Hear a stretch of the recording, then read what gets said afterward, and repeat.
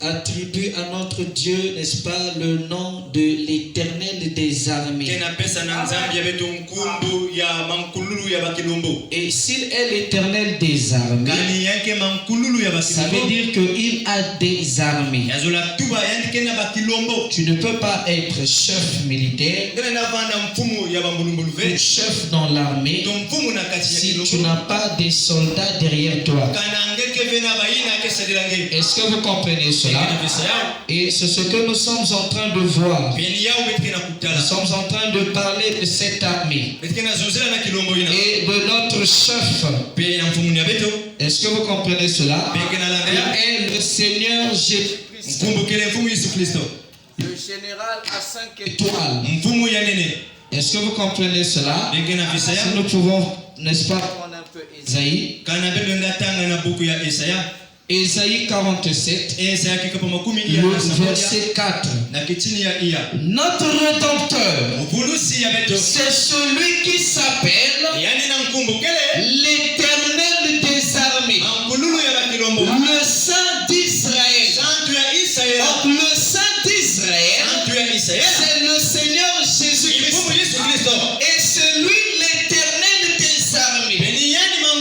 Voilà pourquoi, lorsque Pierre a pris un couteau et est allé couper l'oreille, n'est-ce pas, de ce juif-là, Jésus lui a dit que si j'avais besoin d'une armée, j'aurais fait seulement appel au ciel. Et il allait m'envoyer toute une cortège des anges pour combattre pour moi. Est-ce que vous comprenez cela? Ça veut dire qu'il avait une armée dans le ciel. Est-ce que vous comprenez cela?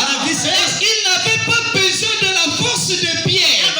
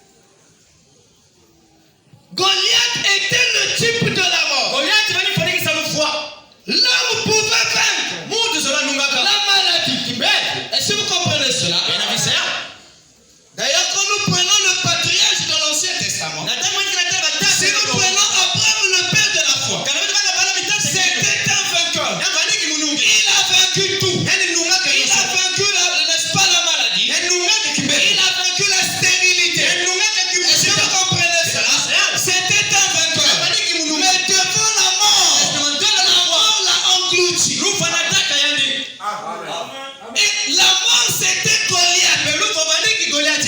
Israël reculait devant Goliath. Le peuple de Dieu craignait la mort.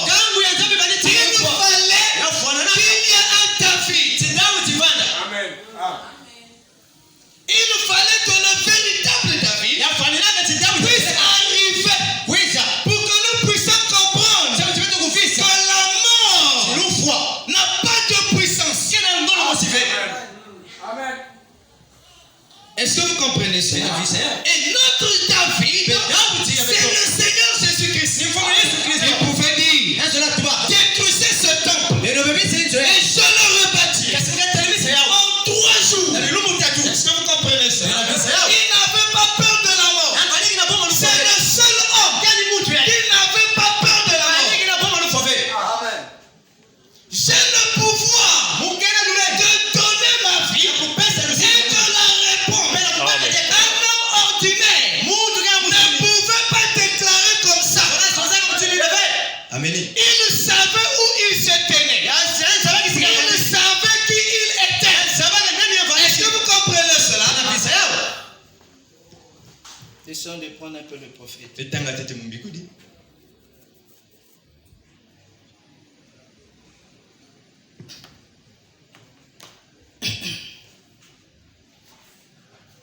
Le conflit entre Dieu et Satan. Paragraphe 38. Suivant très bien. Mes frères, pensez-y. Il n'y a rien que nous n'ayons déjà. Nous avons l'amour. Amen. Amen. Nous avons la joie.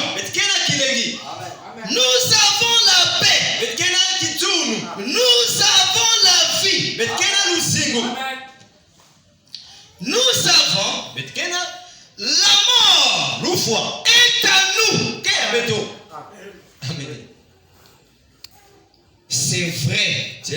La Bible le dit. La mort est à nous. Elle nous appartient. Nous ne lui appartenons pas. C'est elle qui nous appartient. Est-ce que vous comprenez cela? Un chrétien mort en Christ ne peut pas mourir. Amen. Ne peut pas avoir peur de la mort.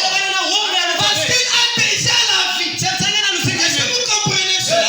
Ce sont des païens qui craignent encore Goliath. Parce qu'ils pensent qu'ils sont encore esclaves du péché. Mais nous savons que nous sommes des soldats de la croix. Amen. Le dernier recrutement. Nous sommes dans le dernier âge. Et Dieu est en train de recruter. Dieu est en train d'appeler. Il est en train de sélectionner. Est-ce que vous comprenez cela? Ceux qui iront au front et qui vont combattre à cause de l'évangile. Amen. Juste. Il est en train de faire une sélection. Et nous avons dit, lui quand il appelle tout le monde. Il ne fait pas d'exception. Il appelle tout le monde. Peu importe qui tu es, peu importe ta nature, peu importe ce que tu avais fait, tu es appelé. Est-ce que vous comprenez cela? Il t'appelle. Et quand tu réponds à l'appel, nous allons voir. Lorsqu'il s'agit de l'armée, alors qu'est-ce qui se passe? Il doit te former. Il doit t'enlever l'esprit civil. Il doit t'enlever l'esprit du monde pour que tu puisses recevoir l'esprit militaire avant d'aller au front. Amen. Est-ce que vous voyez cela? Amen.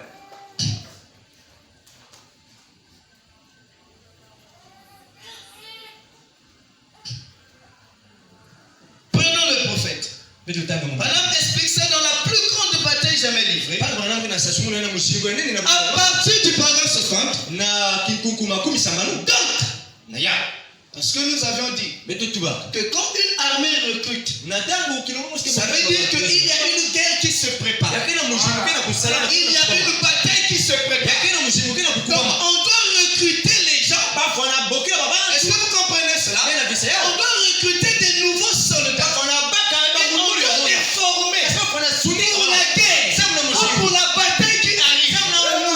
Et Branham explique ça. Donc, une armée, premièrement, en se préparant au combat, premièrement, il faut faire une sélection.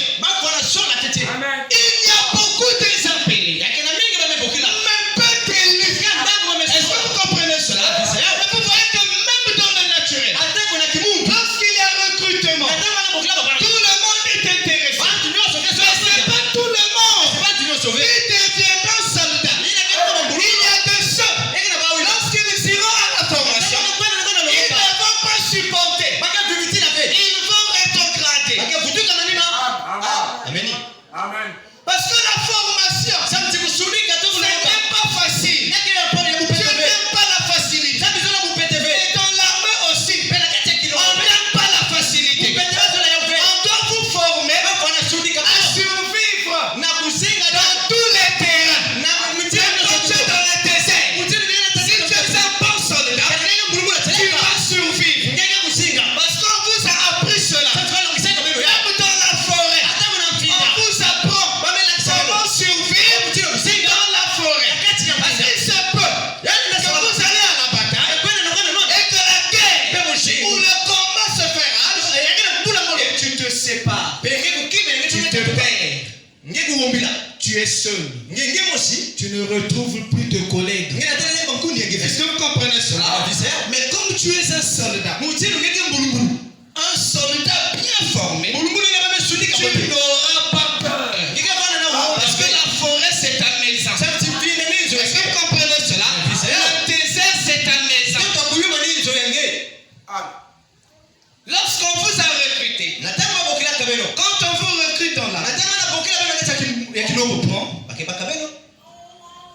bon, on ne vous garde pas. On ne va pas vous garder. L'approche de la civilisation. Mais on va vous prendre, vous éloigner loin de la ville, loin de la civilisation. Est-ce que vous comprenez cela? Loin de, on avait dit des Nganda. Tu ne verras plus des Nganda. Tu ne verras plus dans les boîtes de nuit. Là-bas, c'est un nouveau régime. Même la nourriture change. Est-ce que vous comprenez cela? Là-bas, tout devient nouveau. C'est une formation. Et l'objectif, c'est de vous ôter l'esprit civil. Parce que l'esprit civil a peur des armes. Est-ce que vous comprenez cela? L'esprit militaire n'a pas peur des armes de l'ennemi. L'esprit civil a peur des armes. Quand il voit une arme, il devient agité. Mais l'officier, même si vous le pointez là, il va chercher. Est-ce que vous comprenez cela? À combattre. Il n'a pas peur de votre arme. Parce qu'il a été formé pour ça. Il n'a pas peur de la mort. Il n'a pas peur de la maladie.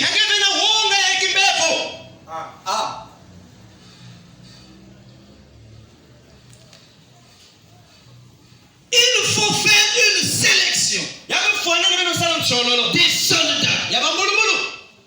Voilà la première chose que l'armée fait lorsqu'il se prépare au combat. Il y a une sélection. Ils doivent être vêtus pour le combat. Donc, ceux qui seront sélectionnés seront vêtus pour le combat. Est-ce que vous comprenez cela? Ils doivent être entraînés pour le combat. Amen. Et nous avions dit que quand vous allez à la formation, là vous subissez l'entraînement. L'entraînement militaire. Vous n'êtes pas encore soldat. Est-ce que vous comprenez cela? Vous n'êtes pas encore soldat officiellement.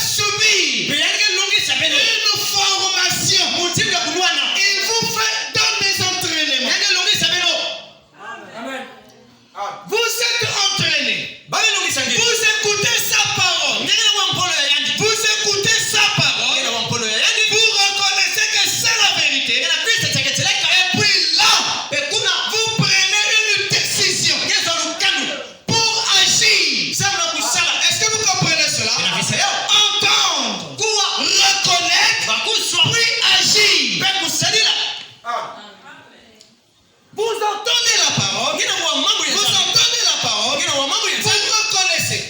C'est la vérité. Dites Amen. Vous avancez. Vous écoutez encore. Vous dites Amen. Vous avancez. C'est la formation. Est-ce que vous comprenez cela? Vous écoutez encore. Vous dites Amen. Et vous avancez. Vous continuez à avancer. Continuez à avancer. Vous reconnaissez que c'est la vérité. Alors un jour, Dieu, ce que vous écoutez, va commencer à agir dans votre cœur. Et vous emmènera à prendre une décision. Et c'est quoi la décision? C'est la décision d'une bonne conscience envers le Seigneur. C'est-à-dire le baptême d'eau. Vous allez prendre la décision de prendre votre baptême. Dès lors que vous prenez cette décision, nous avons dit que là, vous devenez un soldat.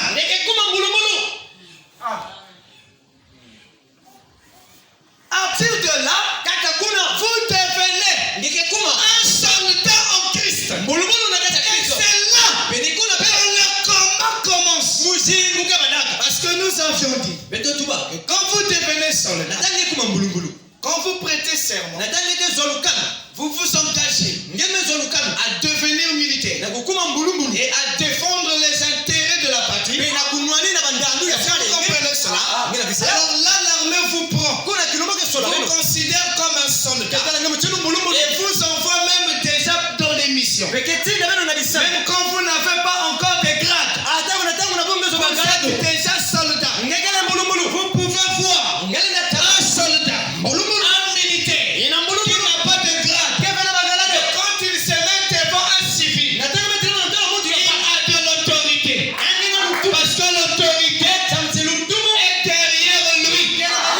Est-ce que vous comprenez cela? Même quand il n'y a pas de grade, il est plus élevé que le civil. Il travaille pour l'État. Il représente le gouvernement. Il représente même le président de la République. Est-ce que vous comprenez cela? Quand vous devenez soldat en Christ, même si vous n'avez pas encore de grade, est-ce que vous vous êtes engagé? Le ciel est derrière vous. Est-ce que vous comprenez cela? Et les démons vous connaissent. Amen. Les démons reconnaissent déjà que vous êtes une autorité. Amen, juste. Même quand il n'y a pas encore de grade, vous êtes déjà soldat. Amen. Parce que tu t'es engagé. Est-ce que vous comprenez cela? Là, tu es déjà soldat. Mais la marche ne s'arrête pas là. Parce que ça doit continuer. Vous devez avancer. Israël ne s'est pas arrêté devant la mer rouge. Non, monsieur. Israël a continué la marche. Parce que l'objectif, c'était d'arriver à Canaan. Est-ce que vous comprenez cela? Et quand on devient militaire, l'objectif, c'est de devenir général. Amen. Tu ne dois pas t'arrêter à un simple soldat qui n'a pas de grade. Non, monsieur, tu dois avancer. C'est le diable qui s'arrête. Amen. Un fils de Dieu ne s'arrête pas. Il continue à avancer. Même s'il tombe, il se lève encore. Il continue sa marche. Il ne reste pas assis. Il continue à marcher. Il a un objectif à atteindre. Est-ce que vous comprenez cela? Et nous savons que l'armée, là-bas c'est la hiérarchie. Là-bas c'est la discipline. Donc aussi longtemps que vous obéissez aux normes militaires, l'armée va vous honorer. Est-ce que vous comprenez cela? En vous donnant des grades. Donc typifier cela. Quand Ézéchiel a dit que Dieu vous donnera un corps nouveau. On donnera ce corps de pierre pour vous donner un corps nouveau. Et nous avons dit que c'est la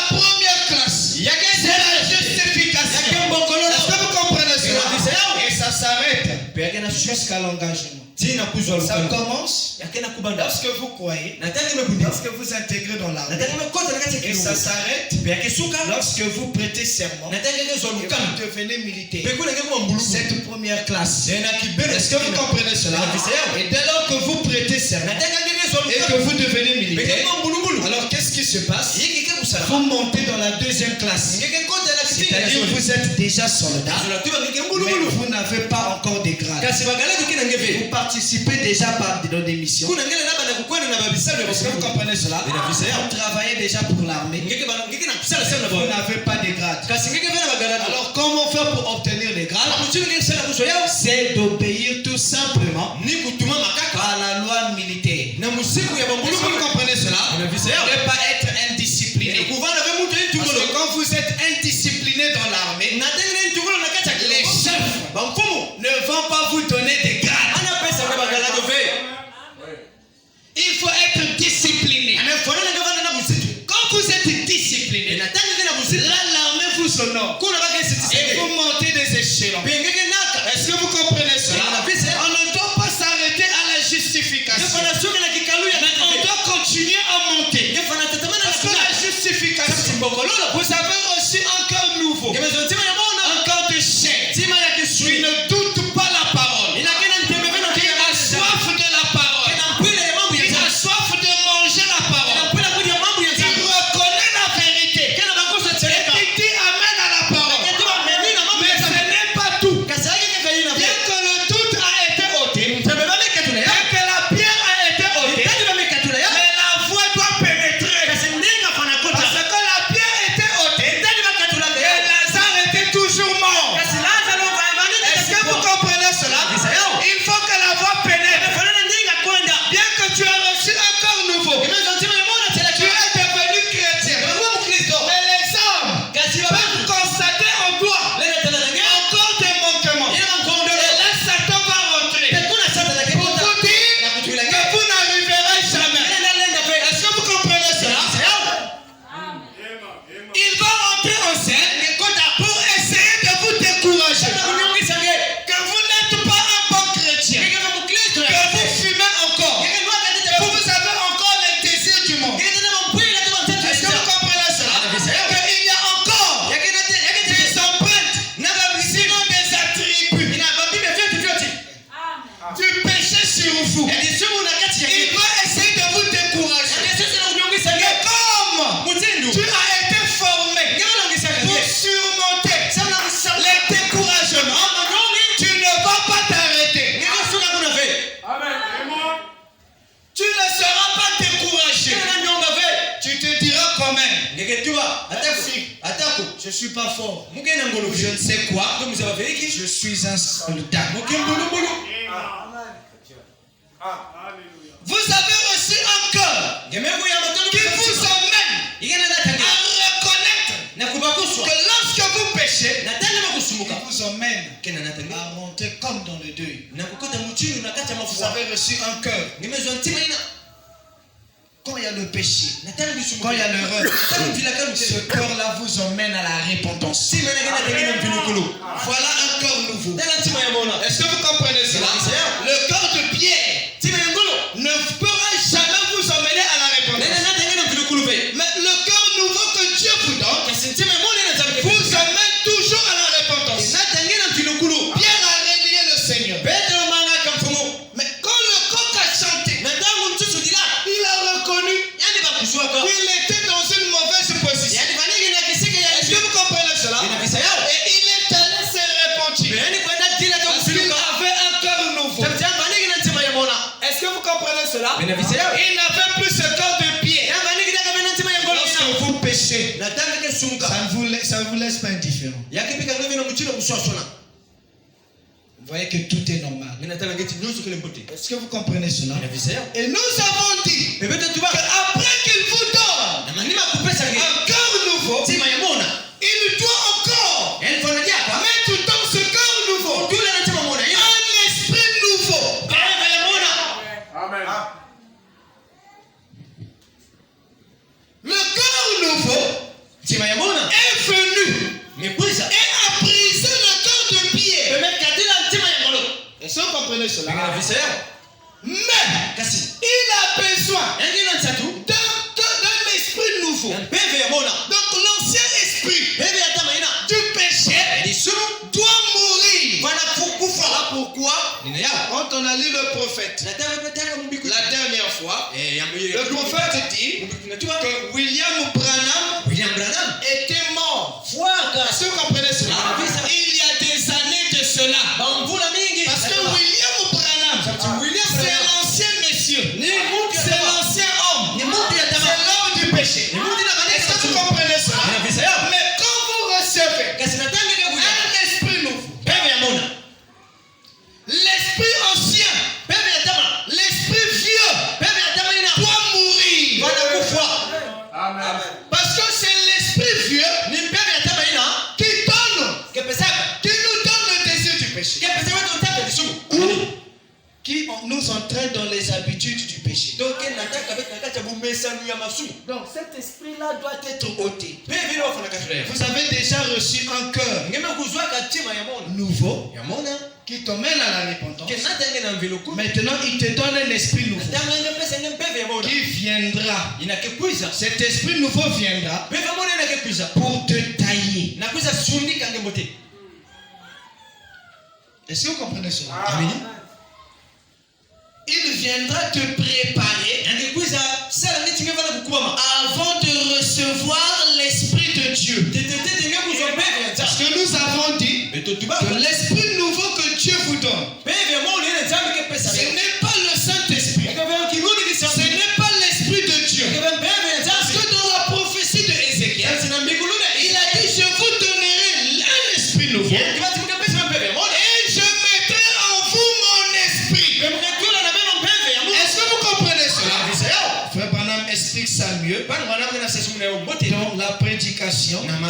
Pourquoi certaines personnes ne peuvent pas conserver la victoire? Là-bas, il éclaircit ça mieux. Pour ceux qui lisent, vous pouvez aller parcourir cette prédication et vous verrez comment ce que Branham étale des choses là. Est-ce que vous comprenez cela? Et c'est cela l'armée de Dieu. Prenez l'engagement. Vous devenez militaire. Vous êtes chrétien. Alors il vous donne un esprit nouveau. Vous avez un esprit militaire. Voilà pourquoi vous êtes devenu un soldat. Voilà pourquoi l'armée vous fait confiance et vous donne déjà des missions. Même quand vous n'avez pas encore de grade. Parce que vous êtes un soldat. Mais n'ayez crainte. Nous avons dit que l'esprit nouveau, lorsqu'il vient, il vous donne des vertus qu'il faut. Est-ce que vous comprenez cela? Et nous avons dit que l'esprit nouveau, lorsqu'il vient, la première vertu qu'il emmène, qu'il vous donne, c'est la foi. Amen. Est-ce que vous comprenez cela? Il emmène la foi. Et quand la foi vient, vous avez la foi. Vous avez, n'est-ce pas, cet esprit de défi. Vous n'avez plus honte de témoigner la grandeur de Dieu. Parce que nous avons dit la fois dernière que la foi témoigne. Quand vous recevez, quand cet esprit emmène en vous la foi, c'est pour vous emmener à aller témoigner. Est-ce que vous comprenez cela? C'est ça, travailler pour l'armée. Vous devenez un témoignage. Vous êtes dans les rues, vous témoignez Dieu. Est-ce que vous comprenez cela? Vous êtes un soldat. Même chez vous à la maison, vous témoignez Dieu. Partout où vous allez, vous témoignez Dieu. Et les gens diront que vous n'êtes plus le même. Vous qui voliez autrefois, vous ne volez plus. Parce que vous n'avez plus l'esprit du vol. Vous avez maintenant un esprit nouveau. Est-ce que vous comprenez cela?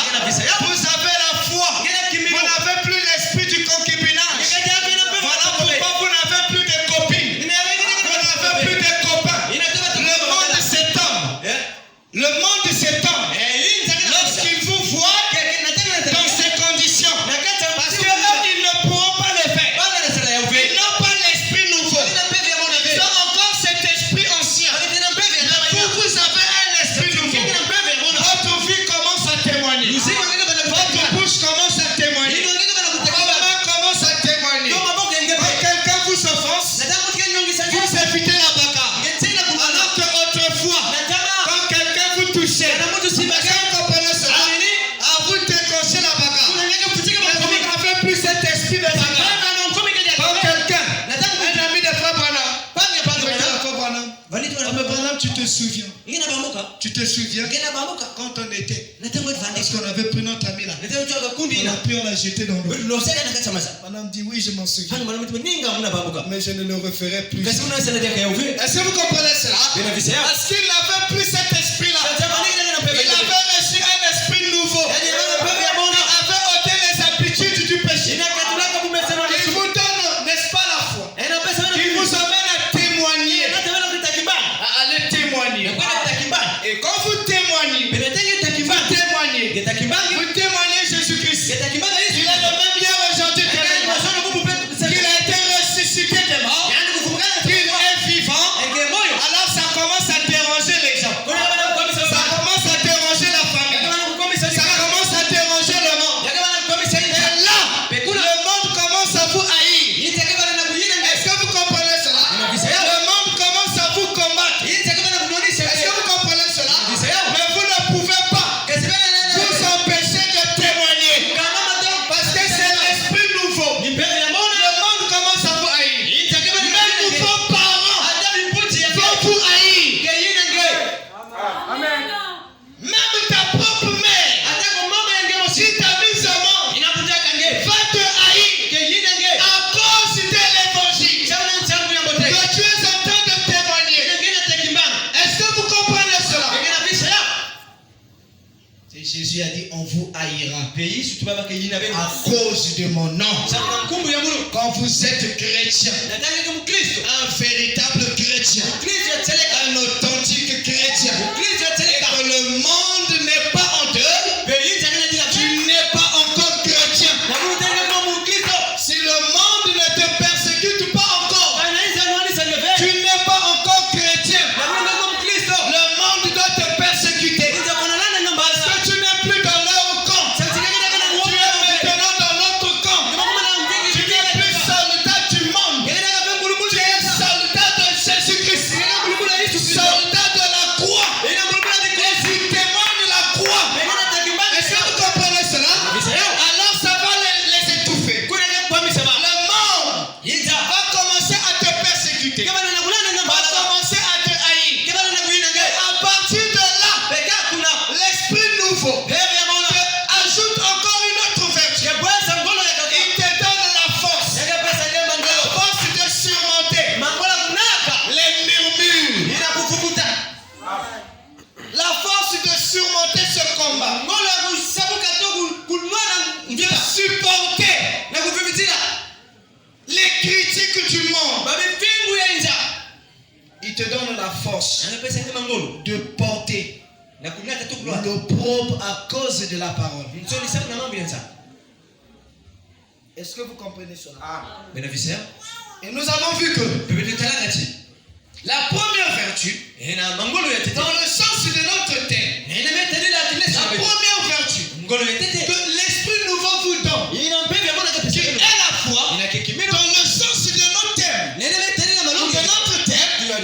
c'est la première grade de notre armée, le grade de caporal.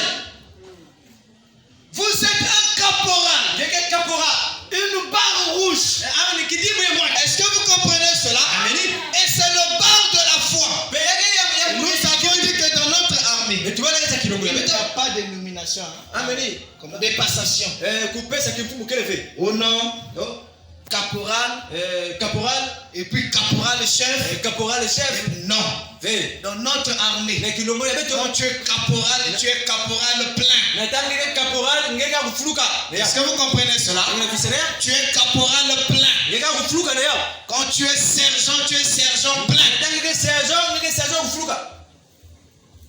Et nous avons dit que contrairement des autres armées, notre armée n'a que 7 grades. Est-ce que vous comprenez cela? Et vous devez monter les échelons. Il vous donne la foi. Vous vous tenez sur le témoignage. Vous témoignez. Même si cela ne plaît pas aux gens, vous témoignez quand même. Oui. vous avez croisé Jésus et qu'il a transformé votre vie. Témoignez quand même que j'étais voleur, mais je ne vole plus. Est-ce que vous comprenez cela? Vous témoignez quand même que j'aimais fumer de la cigarette. Et là, je ne fume plus. Je ne sais pas où cet esprit est parti. Voilà la véritable formation de Dieu. Quand il vous forme, vous ne vous rendez même pas compte à quel moment tel péché vous a laissé. Mais quand c'est une formation forcée, au lieu que ce soit lui-même, c'est un homme qui te forme déjà là. Je viens dans notre église. Tu dois mettre déjà des longues jupes. Tu ne dois pas mettre les boucles d'oreilles. Tu ne dois pas mettre des fards. Je te donne déjà la force. Lui-même, il te donne déjà des vêtements. Et quand on vient là, une personne qui vient de croire, déjà sœur. Aïe. Est-ce que vous comprenez cela? Et là, vous allez voir. Puisque c'était une formation accélérée et forcée. Alors, un jour, devant une épreuve, cette personne-là va reculer. Elle va retourner sur ses vêtements. Parce que c'était dans son cœur. Ça n'a jamais été ôté de son cœur. Tu as ôté ses vêtements de son corps. Mais dans son cœur, ça existait encore. Mais Jésus-Christ, lorsqu'il vous prend, il attaque d'abord la racine. Il attaque la racine. Parce que la vie vient de la racine. Vous savez, quand il a maudit le figuier, Abraham me dit que le figuier était encore intact. Les gens pouvaient passer là. Il n'y avait pas encore signe de la malédiction. Il y avait encore des feuilles. Le figuier n'était pas sec. Et les gens ne pouvaient pas comprendre que Dieu ne travaille pas comme les hommes. Dieu a sa manière de faire. C'est quand il attaque l'intérieur. Il attaque l'origine. Il attaque la source. Où vient la chose. Est-ce que vous comprenez cela? La parole de Jésus commençait d'abord à attaquer les racines. Est-ce que vous comprenez cela? Et puisque la racine était maintenant tuée, la collier était sur la racine. La vie ne pouvait plus passer sur le tronc pour aller alimenter les feuilles. Et les feuilles ont commencé à sécher. Est-ce que vous comprenez cela? Et le lendemain matin, quand les disciples passaient, ils ont vu l'arbre était sec. Parce que la vie n'existait plus dans cet arbre. Est-ce que vous comprenez cela? Donc lui, Jésus-Christ, quand il vous appelle, prenez tel que vous êtes. Ne prenez pas une forme selon vous-même. Montrez-lui votre forme. Et lui, il va vous tailler. Est-ce que vous comprenez cela? Il vous donnera maintenant la forme qu'il nous faut. Ne prenez pas de forme pour plaire au pasteur, pour plaire aux frères, pour plaire aux sœurs. Ne prends pas de forme. Viens tel que tu es. Viens avec tes boucles d'oreilles. Viens avec tes chaînettes. La véritable parole de vie est ici. Le fait seulement d'écouter cela. Le fait seulement d'écouter cela. Ton âme va se réveiller. Comme a dit Esaïe, écoutez, et votre âme vivra. Il vous suffit seulement d'écouter Jésus-Christ et votre vie va changer. Cette femme samaritaine, elle n'avait jamais écouté Jésus. Elle entendait parler. Il y a un prophète là-bas à Jérusalem. Mais comme les Samaritains ne partaient pas adorer là-bas, ils adoraient sur les montagnes. Est-ce que vous comprenez cela? Donc pour eux, c'était le réveil, n'est-ce pas, des Juifs. Et c'est pour les juifs. Ça ne nous concerne pas. Est-ce que vous comprenez cela? Les juifs ne s'entendaient pas avec les samaritains. Ils n'avaient pas les mêmes doctrines. Est-ce que vous comprenez cela? Les samaritains avaient leur doctrine. Et les juifs aussi avaient leur doctrine. Les samaritains croyaient leurs choses. Les juifs aussi croyaient leurs choses. Bien que le salut vient des juifs. Un jour, cette femme sortait pour aller puiser. C'est comme des gens qui entendent parler. Le message des Branhamistes. Là-bas, on adore Branham. Moi aussi, j'entendais parler de ça. D'ailleurs, je me disais même que ça, c'est pour eux. Ça ne m'intéresse pas. Mais un jour, quand je me suis dit que je dois aller là-bas et écouter. Amen. Je dois aller d'abord écouter. Pour avoir des points. De clouer un peu ses Branhamistes. Mais j'oubliais que c'était l'appel au salut. Pour ma vie. C'est ce que cette femme a fait ce matin-là. Elle s'est dit, je vais aller prier. Je vais aller communier d'abord dans cette église. Je vais aller d'abord écouter le pasteur Gislain. Qu'est-ce qu'il enseigne là-bas? Qu'est-ce qu'il prêche là-bas? Je vais aller là-bas. Elle s'est préparée. Elle a pris, n'est-ce pas, son offrande. Sa cruche. Est-ce que vous comprenez cela? Et elle est allée adorer. Quand vous venez adorer Dieu, apportez toujours votre offrande. Venez avec votre offrande. Est-ce que vous comprenez cela? Et elle est partie. Elle est partie. Elle arrive au puits. C'est un homme qui était là. C'était un juif. Et elle savait que c'était un juif. Cet homme-là lui dit, femme, j'ai soif. Donne-moi de l'eau, s'il te plaît. La femme l'a dit, ça c'est des tentations. Comment ça? Toi tu es juif. Moi je suis samaritain. Toi-même tu sais que nous ne croyons pas ces choses. Toi-même tu sais que Branham pour nous. Est-ce que vous comprenez cela? Elle n'avait pas encore écouté le message de Branham. Elle était seulement arrivée. Elle avait seulement vu l'église. Il fallait qu'elle puisse écouter le message de Branham pour comprendre que c'est le message de la vie. Comment ça? Jésus lui dit, elle dit à Jésus, mais toi, quand je suis venu te trouver ici,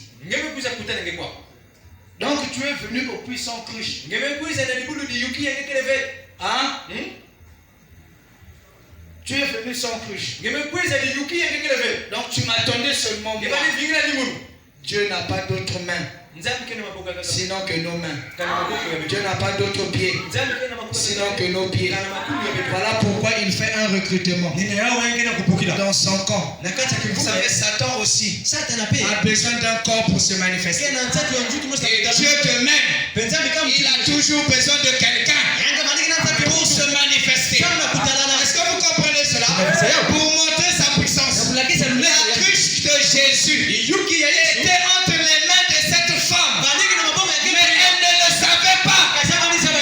Est-ce que vous comprenez cela? Jésus dit, si seulement. Là le message commençait à tonner.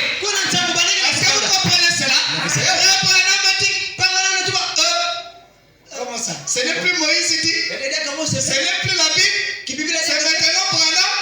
Mais il dit quoi? Je dois d'abord écouter. Si seulement tu connaissais celui qui te parle, c'est toi qui m'aurais demandé de l'eau. Et je t'aurais donné de l'eau vive. Comment ça de l'eau vive? Comment ça? Oui. C'est notre Père, Jacob, qui a construit cela. Moi je suis catholique. C'est l'église de mes parents. Je suis protestant. C'est l'église de mes parents.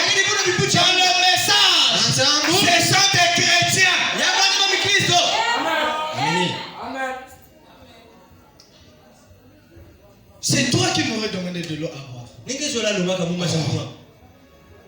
Comment ça? Le message commençait déjà à donner. Et là, la femme avait déjà l'attention, n'est-ce pas, attirée vers Jésus. Voilà ce qui se passe avec Dieu. Il attire d'abord votre attention avant d'agir, avant de parler. Est-ce que vous comprenez cela? Il a attiré d'abord l'attention de Moïse, qui était un intello, qui était quand même intelligent. Quand il a vu un feu être consumé, ou plutôt un arbre être consumé, sans être enflammé, sans se brûler, n'est-ce pas, ça a soulevé sa curiosité. Il a voulu s'approcher pour examiner. Mais c'était Dieu qui attirait son attention. Donc quand on dit Branham dit, c'est Dieu qui attire ton attention. Pour que tu puisses bien écouter ce que le prophète de Dieu déclare. Est-ce que vous comprenez cela? Et là, Jésus avait déjà l'attention de cette femme. Parce que Jésus avait parlé de l'eau vive. Et cette femme s'intéressait maintenant à ça. Je dois trouver cette eau-là. Je dois boire de cette eau. Seigneur, donne-moi de cette eau pour que je puisse boire et vivre éternellement. Puisque c'est l'eau de la vie. Ça veut dire que quand on boit ça, on ne mourra plus jamais. C'est ce que Jésus avait dit. Est-ce que vous comprenez cela? La femme s'est intéressée. Elle dit, bon, moi c'est ça maintenant. C'est ça qui m'intéresse. Donne-moi de cette eau. Selon les interprétations des hommes, les hommes pensaient que Jésus allait prendre la touche de cette femme, puiser de l'eau et donner à cette femme. Non. Lorsque Jésus-Christ donnait à cette femme, ce n'était pas de l'eau physique, c'était une eau spirituelle qui se transmettait par des paroles. La parole parlait et la sémence originelle, elle écoutait tout simplement, mais ça rentrait en elle, ça partait réveiller son âme. Réveille-toi, toi qui dors, et Christ t'éclairera. Est-ce que vous comprenez cela? Ça commençait à la réveiller. Jésus lui dit, tu veux de l'eau? Je vais te donner de l'eau. Demandez et là vous donnera. Quand vous demandez à Dieu, il vous donne ce que vous lui demandez. Puisque cette femme avait demandé de l'eau, alors tu vas recevoir de l'eau. Maintenant va appeler ton mari. Amen. Va vite appeler ton mari. Parce que l'eau que je vais te donner, il faut que ton mari soit là.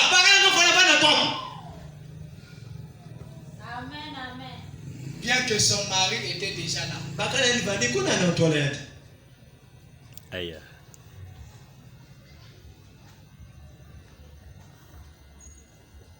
Est-ce que vous comprenez cela? La femme dit, ah là tu as tapé à côté. Là Jésus, tu as tapé à côté. Je n'ai pas de mari.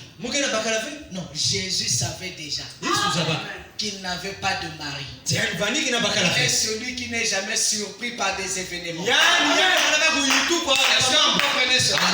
Mais il était en train d'emmener cette femme quelque part. Pour que cette femme puisse comprendre qu'il est l'omniscient. Celui qui connaît la fin dès le commencement.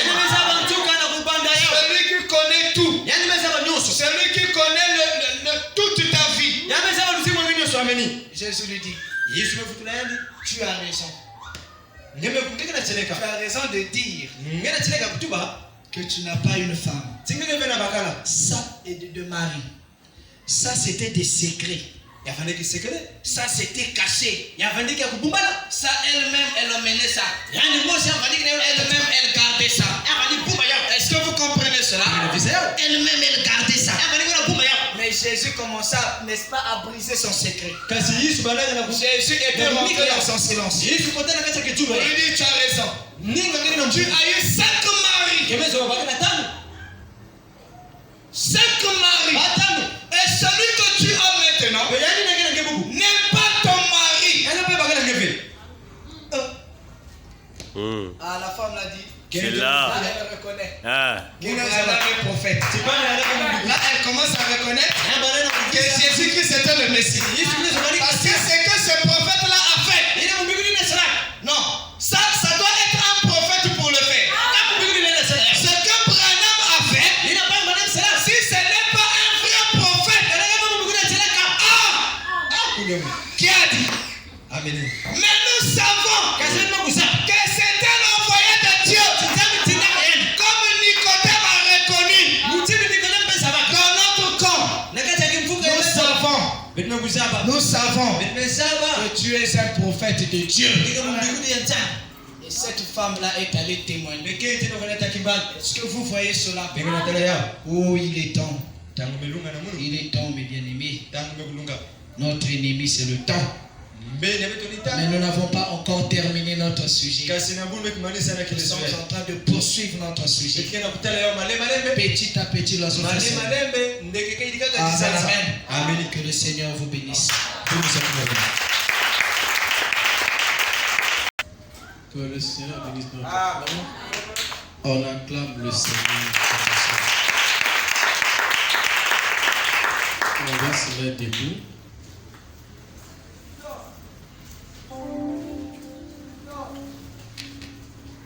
Pour enlever le péché, comment j'étais dans le monde. Jésus-Christ est mon pauvre. Dieu a pourvu l'agneau pour enlever mon péché. Comment j'étais dans le monde. Jésus-Christ est mon pauvre. Oh oui,